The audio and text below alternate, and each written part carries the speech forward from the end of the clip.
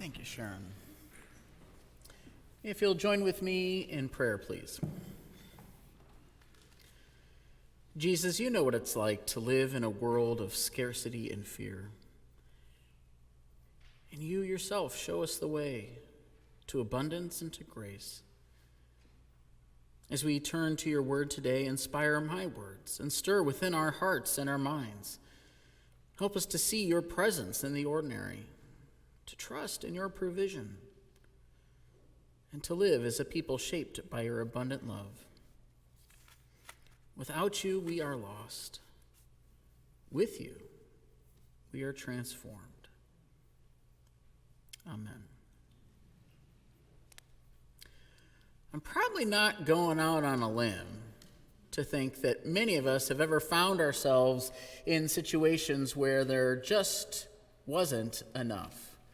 Whether it wasn't enough food to go around, or not enough time to do everything you wanted to do, or maybe it was a lack of something else, a lack of love or patience or hope.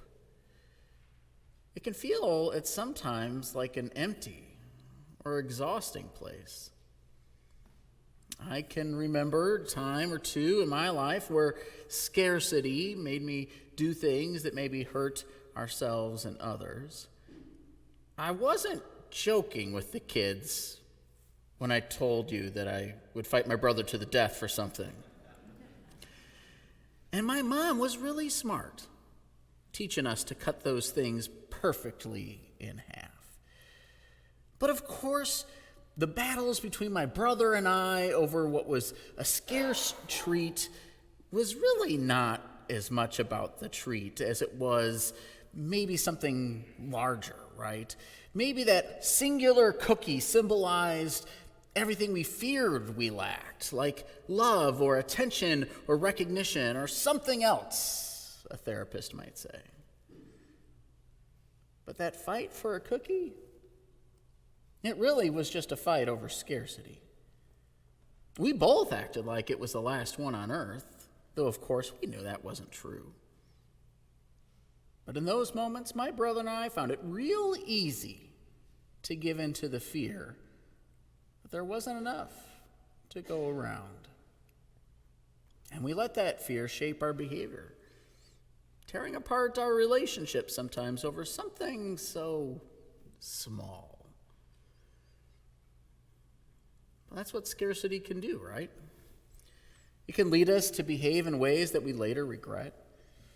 It leads us to hoarding resources, overcompensating for things we lack, harming others in the process if needed.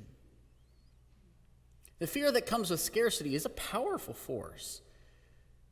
Scarcity makes us feel like there isn't enough to go around, so we have to fight for our little piece of whatever it is.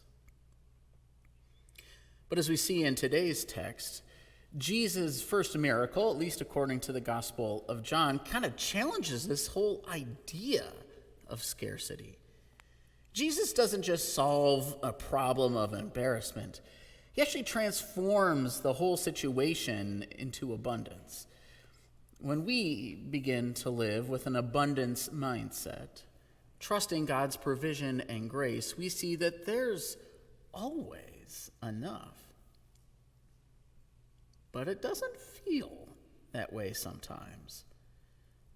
It just feels like scarcity is everywhere. We hear it in the language of politics and economics and social issues. Even in the Bible, we open Genesis 1. There's not enough knowledge of good and evil to go around, so Adam and Eve, they fight for it. Not enough honor for an offering as we change the page to Genesis 3, and Cain kills Abel. This is a tale as old as time. It isn't just us in this moment.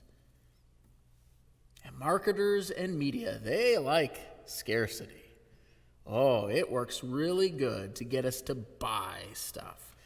Whenever we feel there's not enough of something, there's always a chance to buy or manipulate or hoard, making sure we get our share, even if it means stepping on someone else to get there. We know the headlines about food insecurity and how it happens not just in faraway places with emaciated children, even in our own communities.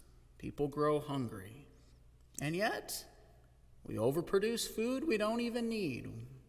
We waste it at an alarming rate. And somehow the abundance we do have still doesn't seem like enough. Love, time, when we don't feel we have enough love, we overcompensate through unhealthy relationships or pursuing something that leaves us empty inside. And we end up neglecting the people that really matter. All because we feel like we have to secure our place, or our future, or our value. Scarcity mindset can spread like wildfire and spread dysfunction and hurt at the same time. We see the same problem in the way we respond to fear in society. If we feel our safety is compromised, we build walls and put up barriers, sometimes against those who need help the most.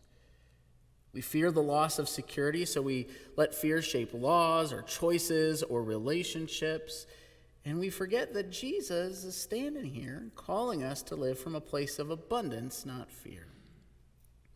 A few years ago, I read a story about a small community that was devastated by a flood. They were kind of cut off from rescuers for a few days. They had to bring in the Army Corps of Engineers. It is a similar story to what was happening earlier this year in places like Asheville, but this was a few years ago.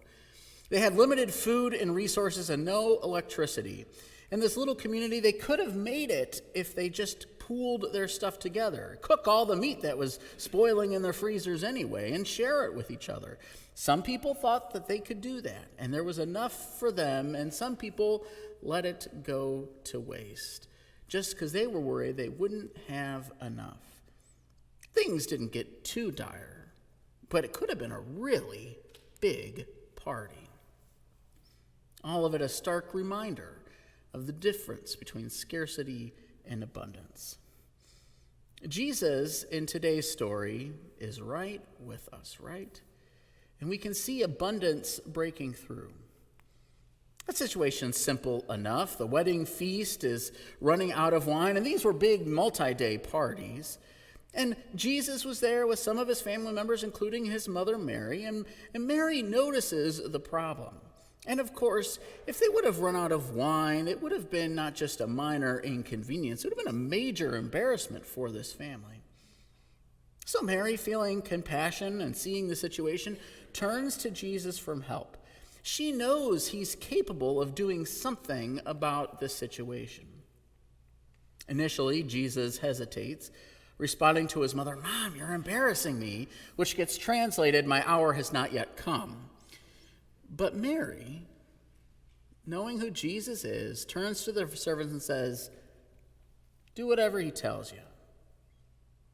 And Jesus, at Mary's request, orders those 6 stone jars, somewhere between 20 and 30 gallons each, the ones that are used for ceremonial washing, that they be filled with water. And he turns that water into wine. Good wine. Not just good wine. The best wine. And that's something remarkable about this miracle. It's not that just Jesus performed it, but did so with a sense of abundance. He could have brought boxed wine into those jars, but he brought the best wine. And there was no shortage. Jesus doesn't make just enough wine to cover the shortfall. He makes more than they can even drink. It's an act of grace. And it's a sign of God's abundant provision.